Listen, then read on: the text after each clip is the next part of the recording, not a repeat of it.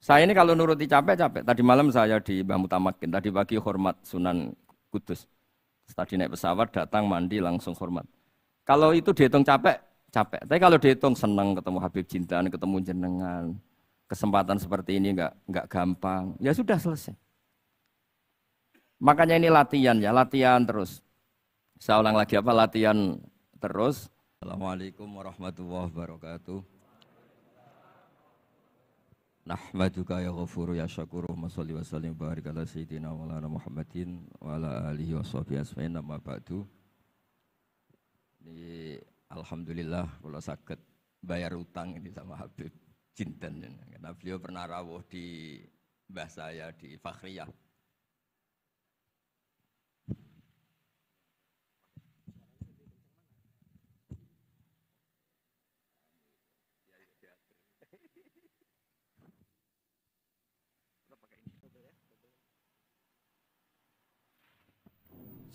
Cukup.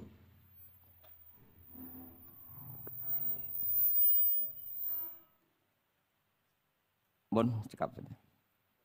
Terus dulu 3 tahun yang lalu kalau nggak salah beliau rawuh di Pondok Fakhriyah itu milik mbahnya Ki Hamid Pasuruan juga masih mbah saya Ki Abdullah bin Umar. Mbah saya namanya Fatimah binti Idrus bin Umar. Masih ingat saya ketika itu beliau menyebut satu ayat wattaba'tu millata abai. Ini kata beliau Ustadz Mansur, umumnya orang tuh ingat kehormatan bapak-bapaknya yang keren-keren. Kata Habib Jinten, baca wattaba'tu, yang penting tuh ikutnya, bukan bapaknya. Saya masih ingat. Terus Gus-Gus diem semua. Sadar kalau dimarahin Habib Jinten. Jadi, ya Gus-Gus diluk semua, tak tanya kenapa diluk. Ini orang dari Jakarta kok marah Gus. Ya itu unik, itu cara istidlal guru-guru kita. Jadi kalau wattaba'tu millata abai, kata beliau rohnya itu di wattaba'tu itu.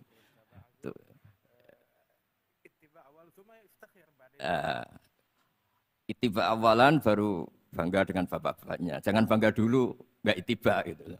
Jadi alim dulu, baru bangga Habib Jintan. Jangan bangga muridnya Habib Jintan, ndak alim-alim. Itu Bebe.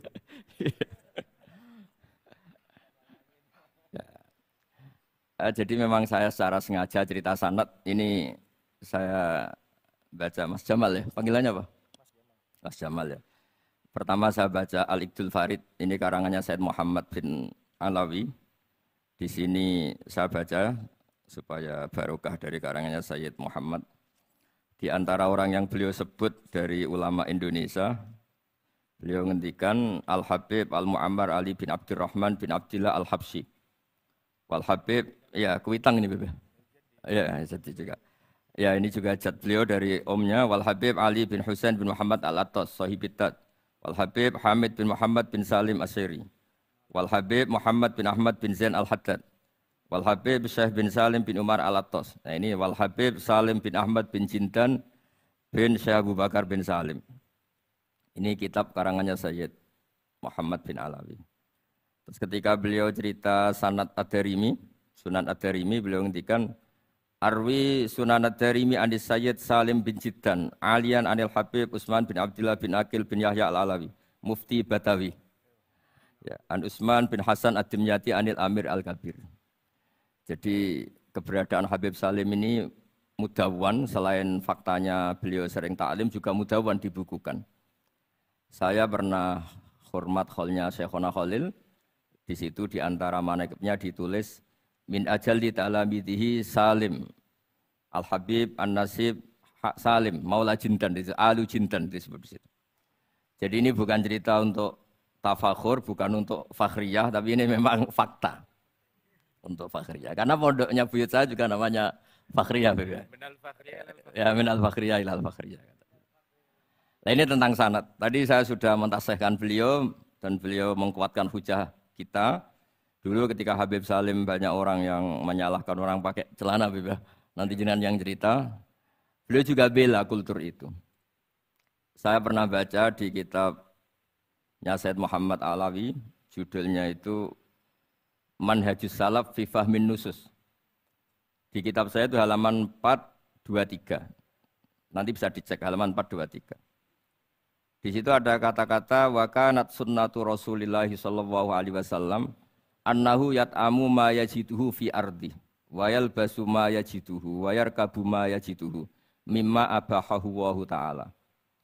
Terus beliau cerita, siapapun yang makan faman at'ama ma yajiduhu fi ardi fa huwa al-muttabi' lis-sunnah. Kama annahu hajjal baita min madinati nafsi. Faman hajjal baita min madinati nafsi fa huwa al-muttabi' lis-sunnah.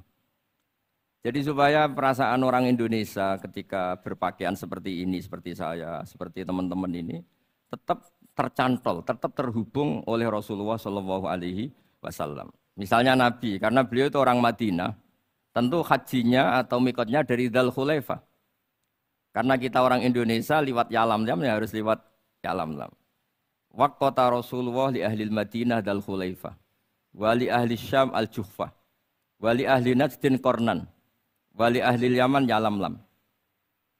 Jangan mentang-mentang ikut sunnah Nabi terus orang Yaman mikotnya dari Dzul Khulaifah. Orang Sam juga dari Dzul Khulaifah. Semua itu harus min madinati nafsi. Sama seperti Rasulullah yat'amu ma yajiduhu fi ardi. Kita juga nat'am ma najiduhu fi ardina.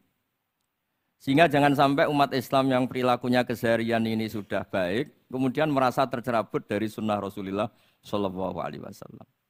Karena Nabi seperti mana kita ingin dan kita tahu ketika ada orang Arabi bilang Allahumma arhamni wa Muhammadan wala tarham ma'ana ahadan. Ya Allah, hanya saya dan Muhammad yang perlu engkau kasihani, yang lain jangan. Kata Nabi, laqad tahajjarta wasi'an. Rahmat Allah yang luas ini kamu persempit. Hanya karena mungkin kita orang Jawa, orang Indonesia. Makanya saya ini bangga ngaji sama Mbah Mun. Beliau orang Jawa, saya ngaji juga hanya di Indonesia. Tapi guyonannya Mbah Mun dulu itu lucu. Wong koyok kon itu kayak orang Jawa, kayak kamu itu mesti ada yang alim. Karena Islam ini kafatal linnas. Makanya yang ahli nahwu itu Imam Sibawayh, padahal beliau Persia. Imam Ghazali juga bukan orang Arab, tapi alim hujatul Islam. Karena Allah ingin memaklumatkan bahwa agama ini kafatal linnas. Bukan milik orang Arab saja, bukan milik siapa saja, tapi kafatal linnas. Makanya kita harus bangga dengan tradisi para habaib. Ada Rauhah Bukhari. Bukhari itu kita tahu namanya itu Muhammad bin Ismail, bin Ibrahim bin Mughirah. Setelah itu sudah namanya bin Bardasbah. Maula al-Ju'fi ini Bardasbah itu orang yang dulu diislamkan keluarga al-Ju'fi. Itu Mbah Mun kalau guyon itu Bardasbah, cara Jawa, Parmin, Parlan. Tapi nyatanya dia putu alim alamah namanya Imam Bukhari. Artinya kita tentu sepakat, sangat-sangat sepakat, sangat menghormati orang-orang yang arfa'u minna nasaban kayak para habib. Tapi para habib juga mau ngakui kayak pakai Bukhari as-Sahihul Kutub ba'da Kitabil al-Bukhari. Sehingga memang enggak pernah ada masalah secara sanad, secara tradisi. Di kitabnya Sayyid Muhammad ini ada sanad dari ulama India yang orangnya juga macam-macam dari marga macam-macam. Jadi saya mohon barokahnya sanad ini kemudian kita tahu apa sih sanad itu. Sanad itu ya kadang-kadang harus lewat orang yang mungkin kita tidak cocok. Dulu itu ada sahabat tanya, kalau mencium istrinya pas Ramadan itu sah apa enggak? Kebetulan ditanya itu Maimunah. Enggak tanya Saudah karena sangat yakin enggak itu, kalau Saudah itu enggak. Itu Maimunah jawabnya, kalau kita enggak ngalamin, coba tanya Aisyah yang potensi ngalamin dicium pas Ramadan. Sebetulnya istri yang Nabi itu sama Aisyah itu ya agak gimana yang namanya Doro itu ya rival. Akhirnya tanya, ya Aisyah gimana hukumnya lelaki mencium istrinya pas Ramadan? Ya dijawab sama Aisyah, qabbalani Rasulullah wa huwa shaim.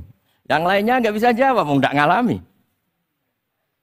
Jadi sanad itu kadang ya cocok enggak cocok ya memang itu fakta. Cara mandi junub.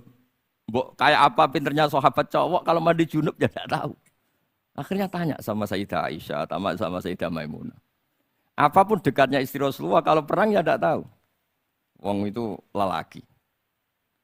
Begitu juga afdhalus sahabah kayak Abu Bakar, kadang harus mendapatkan hadis dari orang-orang yang nyun sewu agak deso. Bahkan kadang maula kayak Sauban, kayak Rabi'ah bin Ka'ab.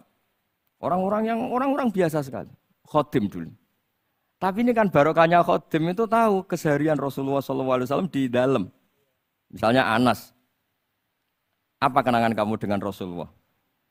Kenangan saya itu saya khodam tu Rasulullah sallallahu alaihi wasallam asyra sinin. 10 tahun saya itu tidak pernah melakukan sesuatu ditanya Nabi lima sonata. Wala li syai'in taraktu lima tarakta. Sehingga kalau saya pas baik itu ya enggak berani tanya anak dalam saya, ngapain kamu? Ben sawangane pinter anut sunah Rasulullah sallallahu alaihi wasallam. Akhirnya can dalam kula nggih saenake beb gemreng nak tahu ditakoki. Jadi hal-hal seperti ini itu keseharian yang harus kita suka.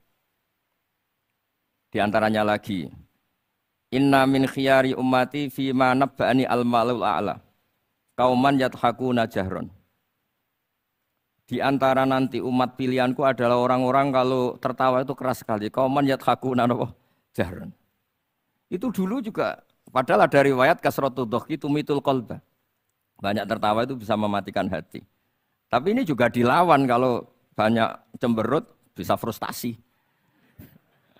Nah, sehingga di ilmu ini cerita saya nanti di tasnya Habib Jindan. Semoga nasinya bener, saya tamu pasti dihormati. Enggak penting bener ndak itu enggak penting. Yang penting tamu itu dihormati. Ya kebetulan saya ini tadi kan hormat mbah saya masih mbah saya Mbah Mutamakin di Hajan. Terus pagi tadi hormat buka luar di Sunan Kudus. Jam 7 saya tadi di Kudus. Ya, akhirnya sama teman-teman difasilitasi disuruh naik pesawat tadi jam 11 tadi. Tapi saya tidak capek karena memang saya senang cerita sanad. Tapi yang lucu-lucu saja. Nanti yang serius jangan saya, yang lucu-lucu saja. Biar lucu sampean tuh tidak ngawur, tapi ada sanadnya. Ada seorang mufassir yang bilang ketika nafsiri wa annahu wa adhaka wa abka. Allah itu zat yang memberi kamu tertawa. Mbok kamu ingin susah, tidak akan tertawa. Tapi kalau Allah menghendaki ya tertawa aja. Ada orang miskin frustasi, maunya gak tertawa. Tahu-tahu jalan-jalan ngerti badut, ya akhirnya tertawa. Ya karena adhaka itu fi'lullah. Kalau Allah menghendaki mau apa? Karena adhaka itu fi'lullah. Enggak bisa. Orang yang baru seneng kayak apa, enggak ingin nangis. Tapi kalau Allah menghendaki wa abka, dinangiskan ya tetap menangis. Wa anna wa adhaka wa abka. Karena kita ini semua adalah objek oleh kudrahnya Allah Subhanahu wa ta'ala. Saya itu sebenarnya paling enggak ingin ngaji bareng Habib loh. Selain kalah nasab ya kalah ganteng. Ya tapi ditakdir mau apa? Ya sudah sami'na wa ata'na. Jadi saya saat ini tidak cari pahala benar, tapi pahala tawaduk karena diundang ya.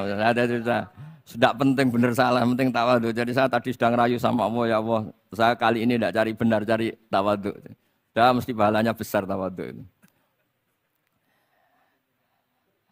Jadi supaya Islam ini gampang ya. Saya pernah cerita ke kiai yang khusyuk. Kalau sholat lama sekali, tak cerita ini hadis. Nabi itu gak pernah menegur orang yang sholat cepat. Yang ada itu sanad negur sholat lama. Terus tak cerita ini hadisnya Mu'ad, tertawa-tawa deh. Gus kamu itu raan kok masih punya dalil. Saya punya sanad. Ada nggak sanad Nabi negur orang yang baca surat pendek? Nggak ada. Yang ada itu yang baca surat panjang. Nanti bisa direvisi sama Habib Jitin kalau nggak cocok. Tapi ini yang rileks saja. Karena potongan Islam Jawa ini kalau tidak berat nggak akan kuat. Jadi ya sudah. Inna minkum munafirin katanya Nabi. Sholat yang terlalu lama itu munafir kata Nabi. Afattanun anta ya Mu'ad. Kamu bikin umat ini nggak nyaman karena kalau kamu jadi imam itu lama sekali. Ini alhamdulillah betul. Hadis ini harus kita hafal betul. Nah, supaya Islam ini meskipun pilihan-pilihan keseharian itu ada sanad itu saja kepentingan saya. Yat amu ma yajiduhu fi ardi wa yalbasu ma yajidu wa yarkabu ma yajidu. Saya sering beb di tahun desa-desa Gus anak kula tahnik cethaki Gus tapi mboten enten kurma nganggo degan ae. Lho Gus dari kiai-kiai ku kurma. Kurma itu halawiyat. Ya degan juga termasuk halawiyat. Ya sudah. Kalau kamu ingin sunnah Rasul, Nabi enggak pernah sholat di Indonesia. Berarti kalau kamu sholat ke Mekah dulu kata saya. Maksud saya supaya orang itu nyaman dengan Rasul. Ya itu hadir di semua sisi kehidupan kita. Kalau dalam istilah Sayyid Umar Hafid, Faruhu Muhammadin sallallahu alaihi wasallam awsa' wa asra'. Kalau kamu bisa tawassul dengan Nabi Ibrahim, Nabi Musa, dan beliau bisa datang ketika Lailatul Mi'raj untuk hormat Rasulullah SAW di Baitul Maqdis, Faruhu Muhammadin awsa'u asra' kata beliau. Jadi bisa datang di kapan saja, di mana saja. Jadi jenengan meskipun di Indonesia tidak usah khawatir, kita semua ini dilihat Rasulullah SAW. Dan cara lihat Nabi itu gampang, tidak kayak kita. Kata Rasulullah, hayati khairun lakum, wa mamati khairul lakum. Saya kalau masih hidup juga baik untuk kalian. Anda bisa cerita hadis dengan saya, sering bercengkrama. Dan ketika saya wafat, kata Nabi, saya sudah dekat sama Allah Ta'ala. Kalau melihat kamu baik, saya muji Allah. Kalau melihat kamu salah, saya mintakan ampun. Makanya saya ini jenis kiai yang jarang istighfar. Ini bukan karena sombong. Saya ulang lagi, bukan karena sombong. Saya itu pengagum Sufyan As-Tsauri. Itu di antara khasnya itu jarang berdoa. Ketika ditanya, kenapa kamu jarang berdoa? Selagi saya ngajar, kata beliau ini. Selagi saya ngajar, itu masuk hadis ala khulafa'i rahmatullah. Waman khulafa'uka ya Rasulullah alladzina yuhyuna ma amatahun nas min sunnati. Jadi kalau saya baca Bukhari, otomatis dapat doanya Nabi ala khulafa'i rahmatullah. Timbang kamu doakan nangis-nangis gak jelas mandinya, mendingan mulang gitu. Terus kedua, doa hamalatil arsy. Alladzina yahmiluna al-arsya man hawlahu yusabbihuna bihamdi rabbihim wa yu'minuna bi wa yastaghfiruna. Kita semua sudah diistighfari sama malaikat hamalatul arsy. Rasulullah juga wastaghfir li dzambika walil mu'minina wal mu'minat. Fastighfaru Rasulillah qad kafana wa fawqal kifayah kata beliau. Artinya gini, kalau kangkang jarang istighfar jangan karena sombong, manfaatkan fasilitas ini gitu. Ini penting. Jadi semua itu jangan sampai kita ada istighfar karena jafa, karena jafatul qalb, karena qaswatul qalb. Enak lah kalau ada fasilitas gitu, ada fasilitas. Itu kalau saya pidato di depan Gus-Gus. Kalau di depan Habib berani, di depan Gus-Gus. Itu ada yang setengah beling, setengah ada alim, ada yang alim. Terus yang beling-beling pesan sama saya, Gus tolong bela kami maksudnya. Ya kadang-kadang mubalek kan order, pesenan itu. Terus tak bacain ayat. Walladzina amanu wattaba'athum dzurriyyatuhum biimanin alhaqna bihim dzurriyyatahum wama alasnahum min amalihim min syai'. Orang aba-abanya iman, anaknya iman itu nanti surganya disertakan mbahnya. Meskipun kelas amalnya enggak sama. Jadi mbah-mbahnya alim alama, anaknya yang tidak alim, nanti surganya sama-sama yang alim. Kenapa sih kalau ada fasilitas nggak dipakai? Pakai aja, nggak apa-apa kan. Yang alim yang komplain. Sudah kamu yang alim dihormati, dicucup, salami template, yang ikhlas saja, tidak usah protes kata saya gitu. Artinya saya inginlah keseharian kita yang awam, yang apa, itu harus cari backupan hadis. Supaya semua keseharian kita itu ada apa? Sanad.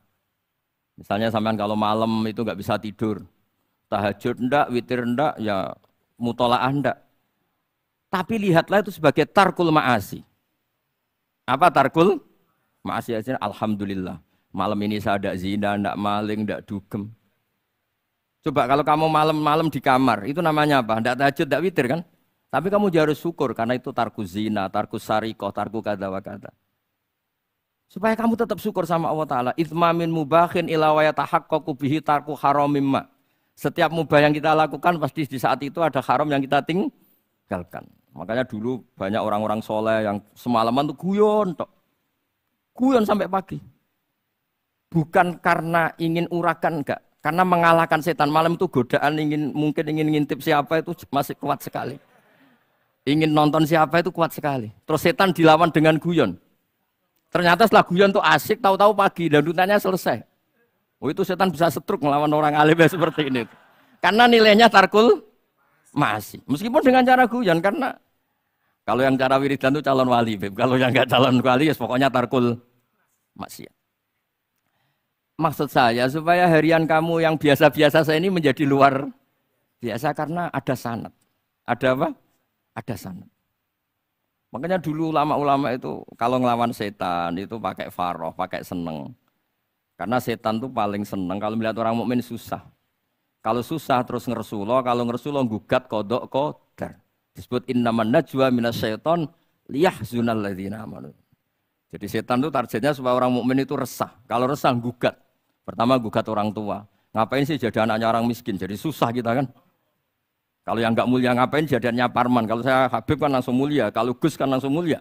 Gugat orang tua, gugat sana, gugat sini. Tapi kalau kamu sudah seneng, wajah pesek, welek, keriting, sawan ngira karuan. Kan nak gugat siapa-siapa? Ya sudah yang kebaik kul bifadlillah birahmati fa bidzalika falyafrahu. Jadi saya ingin semua itu senang bifadlillah birahmati yang rileks, yang saya ini kalau nuruti capek-capek. Tadi malam saya di Mbah Mutamakin, tadi pagi hormat Sunan Kudus. Tadi naik pesawat, datang mandi langsung hormat. Kalau itu dihitung capek, capek. Tapi kalau dihitung senang ketemu Habib Jintan, ketemu jenengan, kesempatan seperti ini enggak gampang. Ya sudah selesai. Makanya ini latihan ya, latihan terus. Saya ulang lagi apa, latihan terus. Supaya Islam itu ada di semua sisi hidup kita. Saya pernah cerita, sering cerita di mana-mana itu. Ada wali itu istrinya cerewetnya bukan main. Wah itu semua muridnya sudah tak biayai kamu cerai, nanti tak ganti istri yang lebih baik lebih. Enggak mau nyerah alasannya apa? Ini wanita bahaya sekali. Kalau sampai dinikah orang lain, kasihan orang lain dapat musibahnya. Biar saya aja yang ngalami, kata-kata wali itu. Jadi dia ada ingin, makanya ada juga kiai di santri bullying di rumah teh. Santri ini nak pindah pondok, ngerusak pondok uang, mendingan pondok kuai. Jadi dia handle. Terus sekarang apa? Dia handle daripada ngerusak pondok orang lain, mendingan pondok. Jadi cerita-cerita seperti ini harus kita kaji. Supaya semuanya itu pakai sanad ilmu.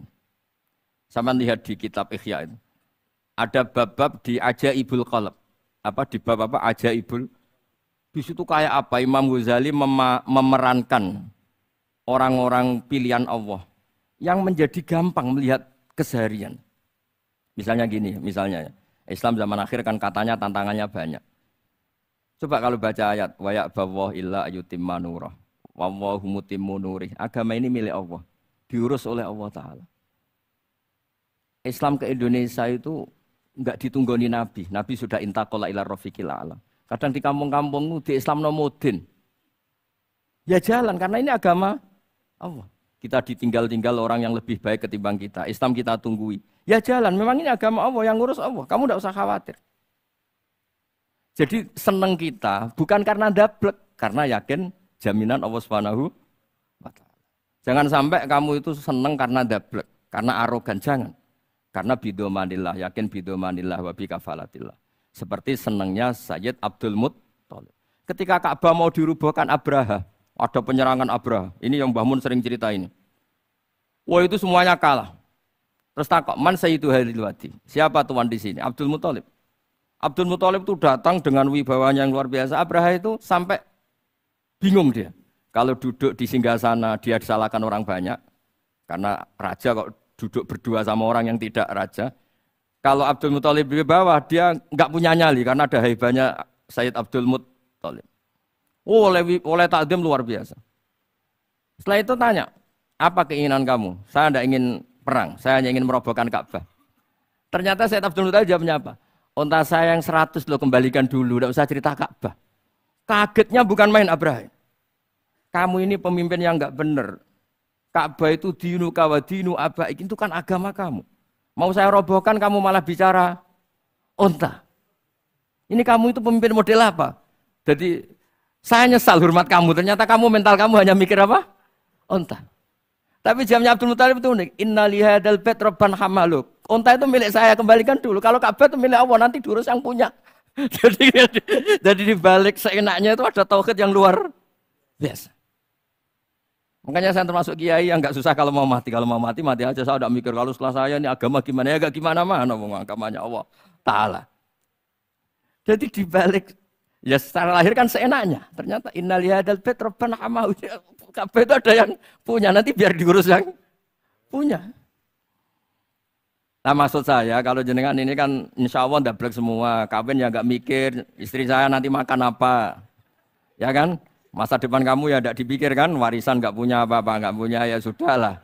Bukan karena dablek, karena tawak. Itu saja pokoknya saya ingin ngomong, pokoknya perilaku Anda keseharian itu jadi energi taat, ya. Perilaku keseharian Anda ini jadi energi apa? Itu saja. Barokahnya kamu ngaji napa sanad. Itu dulu ada ulama miskin sekali. Itu tiap pagi datang ke gunung paling tinggi, terus dia duduk itu agak-agak angkuh itu. Siapa yang lebih raja ketimbang saya? Terus ditanya, kamu tidak raja kok merasa ukuran raja itu tidak ada yang berani nyurus. Di sini juga nggak ada yang berani nyurus saya. Lu itu sudah bisa syukur sampai mati. Karena sekali dia kumpul orang, lihat orang naik Alphard ngeluh, lihat orang punya istri cantik ngenes, lihat apa ngenes daripada gitu naik ke gunung. Siapa yang bisa menandingi keladatan saya dalam hidup ini? Ana ma Allah wabillah ngomel-ngomel sendiri. Tapi itu cara dia syukur. Cara dia apa? Syukur. Dan akhirnya betul dia punya sanad.